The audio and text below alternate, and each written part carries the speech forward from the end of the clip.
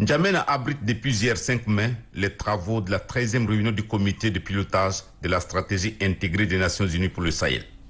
Cette stratégie, comme son nom l'indique, a pour ambition d'identifier de manière intégrée les problèmes du Sahel pour une réponse intégrée. C'est pour la première fois que cette réunion qui se tient d'ordinaire à Dakar est délocalisée. Le représentant spécial du secrétaire général et chef du bureau des Nations Unies pour l'Afrique de l'Ouest et le Sahel, Mahamat Saleh Anadif Katir, et ses collègues du système des Nations Unies ne peuvent séjourner à N'Djamena sans venir informer le chef de l'État, général Mahamat Idriss Déby Itno, de l'évolution de leur rencontre. Nous sommes ici dans le cadre d'une réunion du comité directeur de la stratégie intégrée des Nations Unies pour le Sahel. C'est une stratégie qui a été élaborée par les Nations Unies en collaboration avec beaucoup de partenaires pour une réponse aux crises répétitives du Sahel. C'est d'abord pour faire comprendre aux populations sahéliennes que les Nations Unies sont à leur côté. L'autre sujet évoqué au cours des échanges avec le chef de l'État, c'est la transition en cours au Tchad.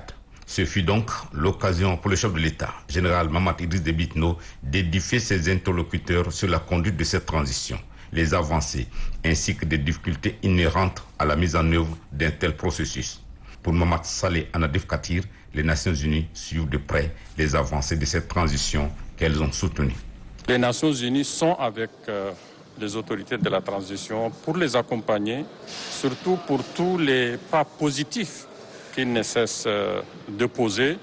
Et nous avons voulu vraiment marquer cela. Tous les collègues qui sont là, on a eu à écouter hier le Premier ministre, le ministre de l'économie, qui nous ont fait le point de la situation. Et nous sommes venus clôturer cela par notre entretien avec le chef de l'État qui nous a brossé un tableau de l'évolution de la transition en passant par ce qui a été fait et le rapport également du dialogue national inclusif. Se félicitant des avancées enregistrées par cette transition, Mahamat Saleh Anadif Katir et ses collègues du système des Nations Unies se disent porteurs et avocats du report annoncé du dialogue national inclusif auprès des instances supérieures des Nations Unies.